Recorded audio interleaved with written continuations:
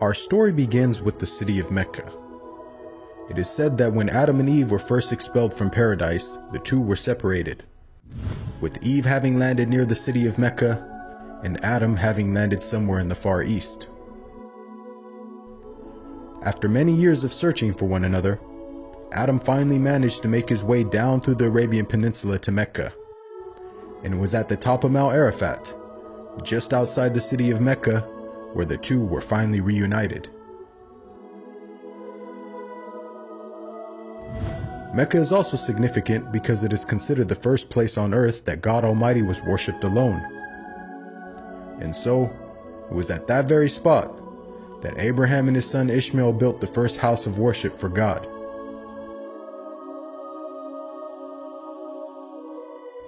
In honor of this, God Almighty had built in the heavens a similar structure for the angels. And it is said that every day, 70,000 angels come to that building to perform their prayers and then leave, intending never to return again.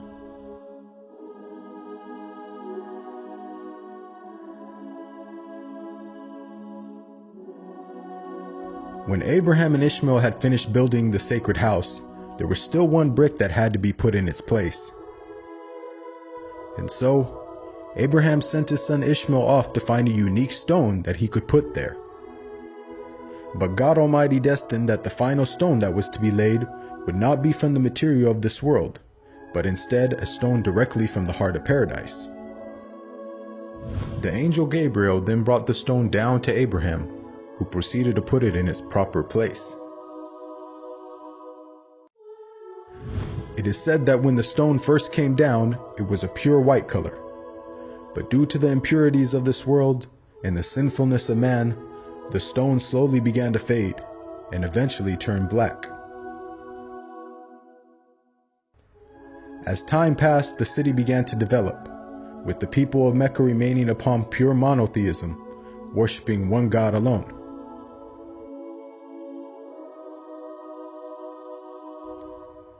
This despite the fact that their neighbors in Egypt, Mesopotamia, and the Levant had been practicing paganism for centuries. But this was all to change when a merchant by the name of Amr ibn Luhay had decided to conduct his business outside of Mecca. Amr then proceeded to journey northwards until he reached the lands of Levant. There, Amr would witness for the first time things like modern architecture, advanced literature, and of course, the practice of paganism. Amr was so impressed by all that he had seen that before leaving, he asked if he could take one of the idols back home with him. The people agreed, and so Amr took the idol and placed it along with the other goods and merchandise in his caravan.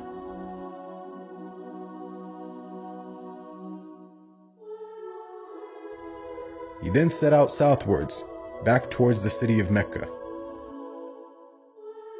When Amr arrived back home, he immediately took the idol and placed it right in front of the sacred house.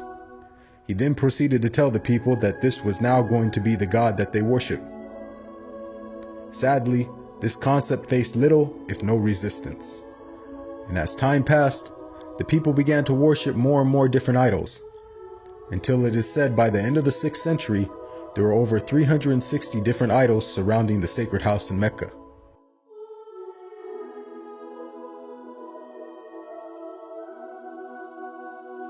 As the years passed and paganism became more prominent throughout the world, the people who still practiced monotheism knew that the coming of a new prophet was close at hand. And so, either through deductive reasoning or through interpretation of their holy text, many had concluded that the Arabian Peninsula was the most probable place God would send his new prophet. For at the time, the Roman Empire and the Persian Empire had extremely repressive governments and were hostile towards any type of rebellion, be it ideologically or politically. While the Arabian Peninsula, on the other hand, though also deeply mired in paganism, was a land ruled by tribal law and never had a real central government.